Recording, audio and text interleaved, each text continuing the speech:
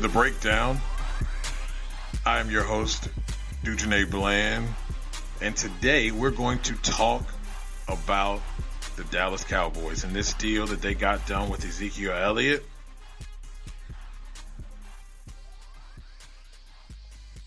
What this means for the Cowboys and what this means for the division. Now, Ezekiel Elliott got a 6-year deal, $90 million,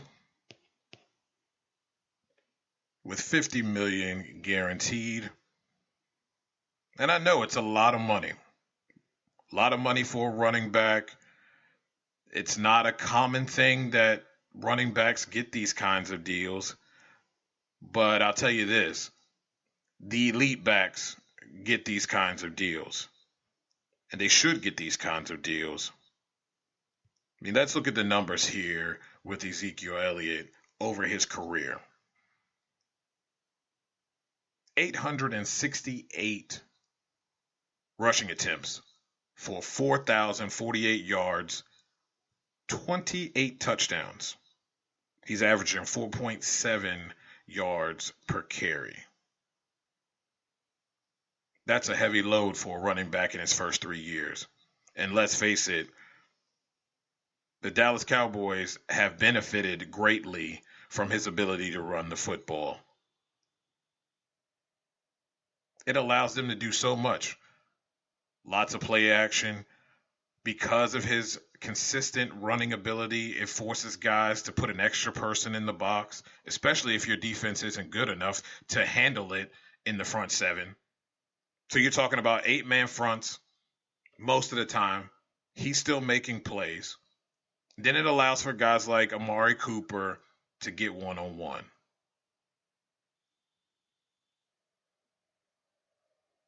Now, I know most people think that this deal is something that sets a precedence that other backs will get these kinds of deals now. And I don't think that's the case. The fact of the matter is, when you're talking about the running back position, it's been devalued. It's been devalued by owners. You hear Jerry Jones talking about that in the beginning, and he says he's joking, but there's a little bit of truth to everything that is said. But he also knows what Ezekiel Elliott brings to this football team. But it's not going to change the narrative. You're either an elite running back who produces, or you're not. And if you don't produce, you don't get these kinds of paydays. Now, of course, when we look at these deals, there's always some little nuances to these deals that benefit both sides. Because let's be real here, the teams are going to look out for themselves as well. But this deal is the right deal and definitely makes the Cowboys the front runners in this division. And I've said that earlier this season. I feel like the Cowboys are the leader in this division. A lot of people picking the Eagles, and rightfully so. Carson Wentz is a very good quarterback. You add Deshaun Jackson to that mix. They've kept really good running backs on that squad. They're very creative on offense, and their defense has been very consistent. But the Dallas Cowboys have the ability to play clock control. That's what led them to the playoffs last year, by being able to run the football, pass off of that, and that addition of Amari Cooper really helped them to have those explosive plays. Now you add a guy like Randall Cobb, aside of Michael Gallup. You add a guy who knows how to get open, and Jason Witten back into the fold, helping those young tight ends. And that offensive line, one of the best in football. That's a really good formula. That's not even talking about the fact that as over the years they've added young talent to that front seven of that defense, they've still been able to maintain a top 5, top 10 ranking in the NFL as a defense. Add that combination together, and you got yourself a winning formula. And I expect them to at least win 10 games. At least they should win 10 games. Because let's be real here. We know that for every year the Dallas Cowboys wins the division and they have a winning record, the next year they follow it up with a dud. And I believe the only reason why that most people are not picking the Cowboys as the front runners in this division is because of the fact their offensive coordinator is Kellen Moore. You really don't know what you have in the guy and what the offense is really going to bring when the Bullets are live. I know what they did in the preseason. Don't care. You have to prove it when the Bullets are live. And we'll see if they can do that. But the way this division is set up with so many question marks, there's really only two teams that are truly solidified in this division, and that's the Eagles and the Cowboys. And I'm taking the Cowboys at the beginning of this season.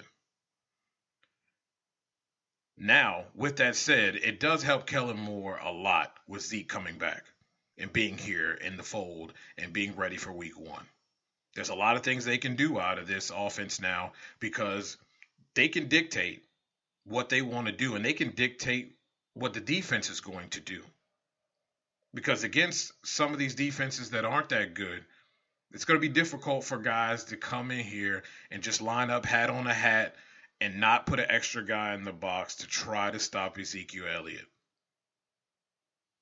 Because if he gets off, then you're backpedaling, and the next thing you know, Dak Prescott over the top to Amari Cooper, touchdown.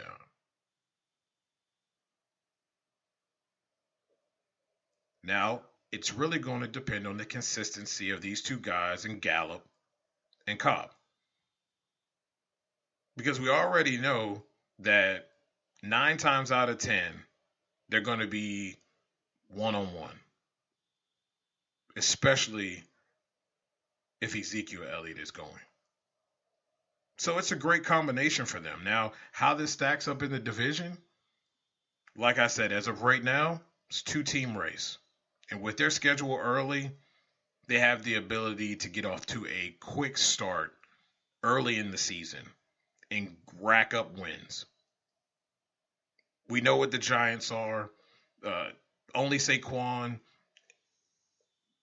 Eli, wide receiver core is questionable. And you have a tight end who hasn't really proved yet whether he can be consistent. Washington, questions on the left side of the line. Questions at wide receiver. Can they develop the consistency? We know that Washington team has a stout front seven and really a stout defense when you look at it on paper. But can they be consistent? And those two teams, Eagles and Cowboys, have proven that they can be consistent.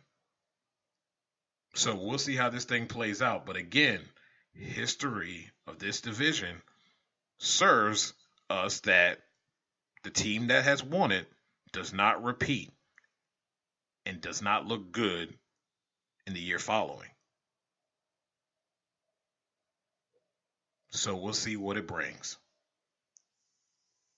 Now, let's take a look at some other hot news around the NFL.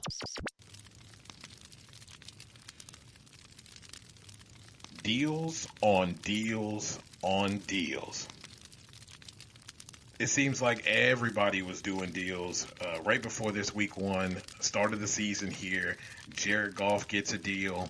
I know a lot of people weren't really that high on that, but you have to look at the body of work under Sean McVay. He's done an excellent job. Everything that Sean has asked him to do, he has done it well. And in a league where great quarterbacks or consistency at the quarterback position is not at a premium, you have to pay a guy. And I think the contract he received was reasonable and well worth it. And he did take you to the Super Bowl. Sure, he stumbled in the Super Bowl, but they all did.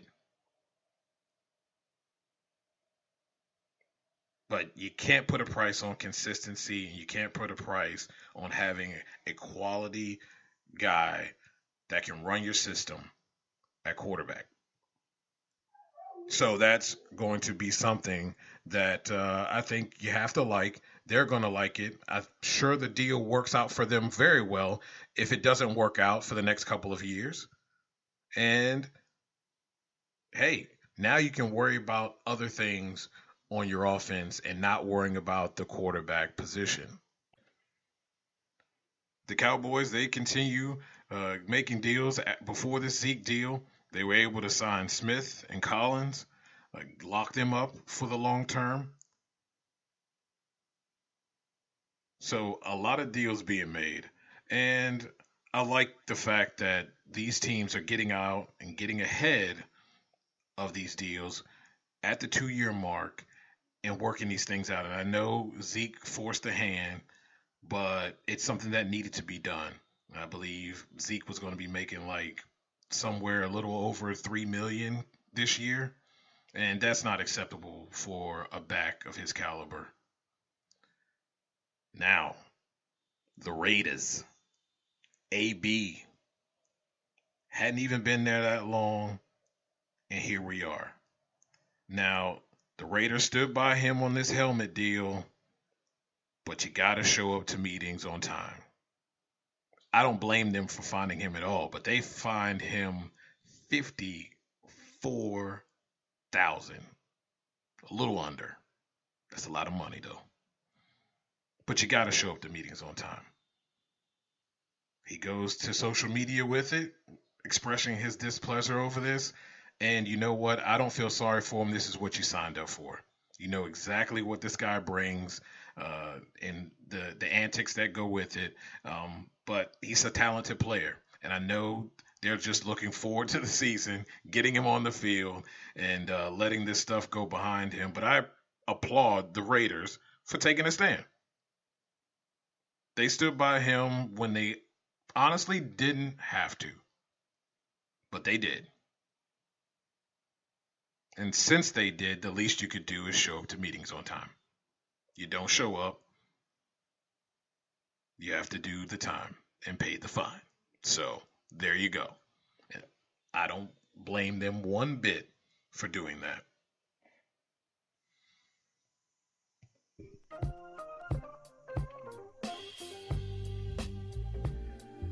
Well, that music brings us to my final thought. In this NFL, players are now starting to take a stand when it comes to their contracts.